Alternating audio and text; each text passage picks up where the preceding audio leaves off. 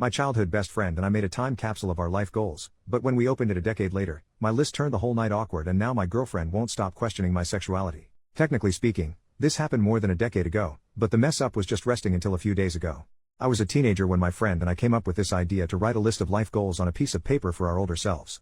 We placed our papers inside of a lockable box without showing each other what we wrote. My friend was the more responsible one between the two of us, and least likely to prematurely open the box in private, so we both agreed that he was going to keep the box and store it somewhere in his mom and dad's basement until we were old enough to open the box together. Life went on and eventually we forgot about the box. Fast forward to my friend's father passing away, which left my friend with the house he grew up in, but no living parents. My friend made plans to turn the house into an Airbnb. I got an unexpected call from him a couple of weeks ago. We were no longer as close, so phone calls between us were somewhat uncommon. He informed me about his dad, the house, and then, he mentioned what he found in his mom and dad's basement. The box.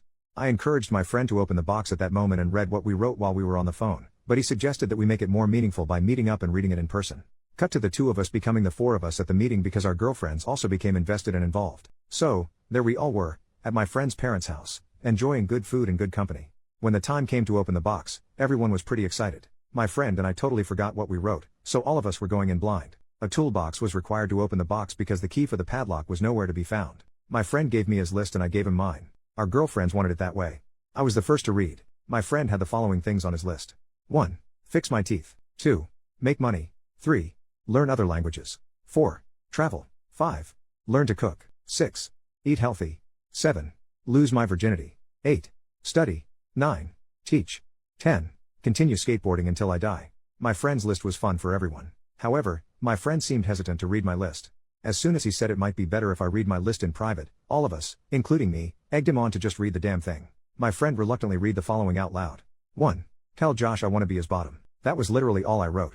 My friend, aka Josh, flipped the piece of paper so that all of us could see the drawing I made of the two of us screwing. No one seemed to know how to react. I attempted to break the awkward silence by pointing out that I was obviously joking when I wrote that.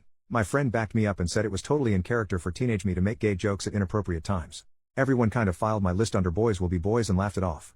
That being said, my girlfriend was not laughing during our drive home. She was too busy questioning me about my sexuality. She didn't stop with the questions until I finally confessed that I was in fact bisexual, which is something I've never actually shared with anyone. Needless to say, that revelation created tension between us, even though I've assured her that I'm not attracted to anyone else but her. Pessimism is telling me that I should brace myself for a breakup. Relevant comment. Honestly though, if she breaks up with you because you're bi and weren't ready to come out of the closet yet, she wasn't the one for you. OP. Agreed. If we end up going our separate ways, then we were not as meant for each other as I originally thought we were. Commenter number 2, seeing Josh again, did you feel more than friends? Even if it's potentially one-sided? OP. Short answer, kind of. Long answer, seeing him triggered years of memories, and each memory prompted a specific feeling, but most of what I was feeling was within the boundaries of our friendship. The suppressed memories I had of how attracted I was towards him as a teenager did creep in, and for a brief moment I did allow myself to appreciate how attractive he still was, but I didn't feel anything I would classify as blurring the lines of our friendship. First update, the next day, my girlfriend appears to be ghosting me now. Her responses to my messages have gone from one-word comments that took her forever to send, to nothing at all. My friend, on the other hand, has not stopped messaging me ever since the events in my previous post. Between my girlfriend ghosting me and my friend bombarding me with follow-up questions, I definitely feel like I messed up as a teenager when I decided to leave a note to my future self that exposed my sexuality. My friend sent me multiple messages to inform me that he's still friends with some of our former high school mates. He made me aware of that fact because he wanted me to understand why it made sense for him to share our decades-old list of life goals with other people.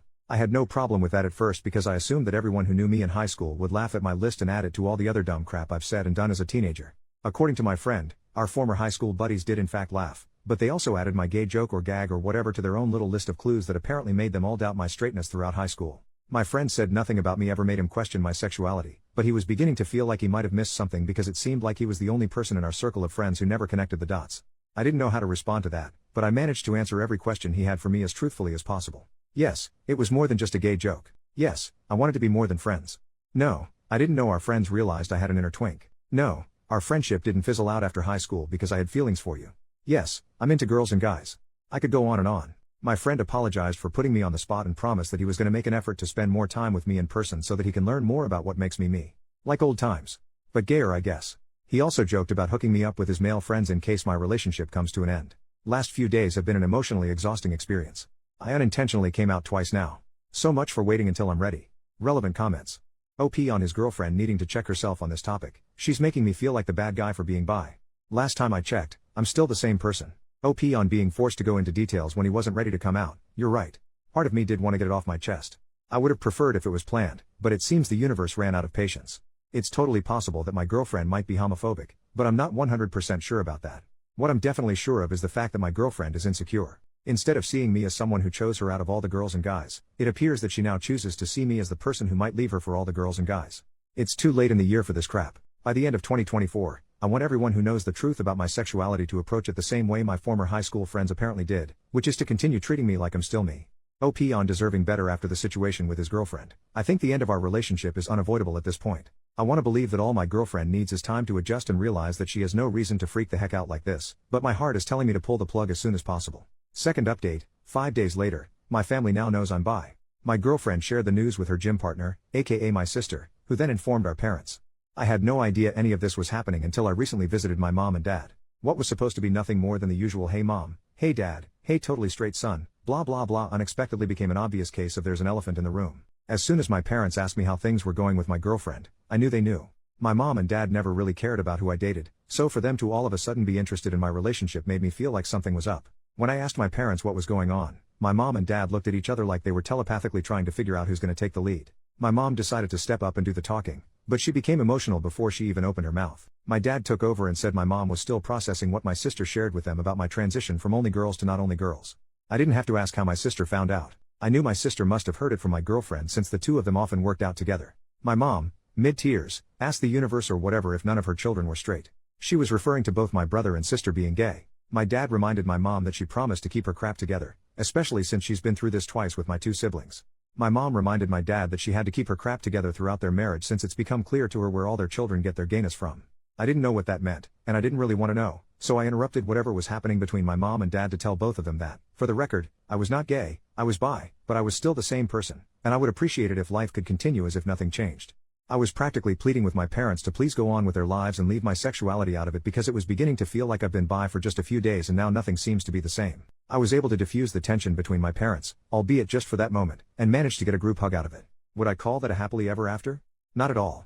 It was an okayish ever after. Sadly, the same cannot be said about my relationship. My girlfriend and I broke up. She said her religion left no room in her life for a boyfriend that liked other guys. I knew the breakup was inevitable, but I never expected my girlfriend to play the religion card. I've literally never seen her pray or go to church, so the fact that she was suddenly too holy for me would have been hilarious if it wasn't so heartbreaking. Good news is the damage is done. I lost the girl and I might have resurrected unresolved marital problems between my mom and dad, but hey, at least I can hopefully move on and fully be me now. Relevant comments.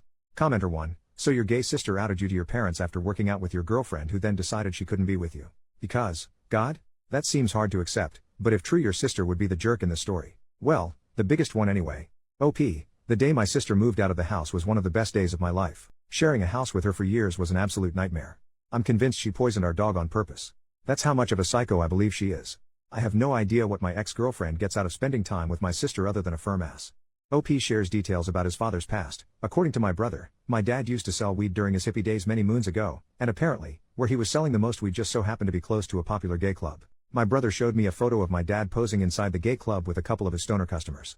My dad looked like the albino twins in The Matrix Reloaded, but less sophisticated. Anyway, what my brother was trying to tell me was that he thinks our mom probably has a misconception of my dad low-key having had a secret sexual identity when in fact he was just a dealer who sold drugs to random gay guys.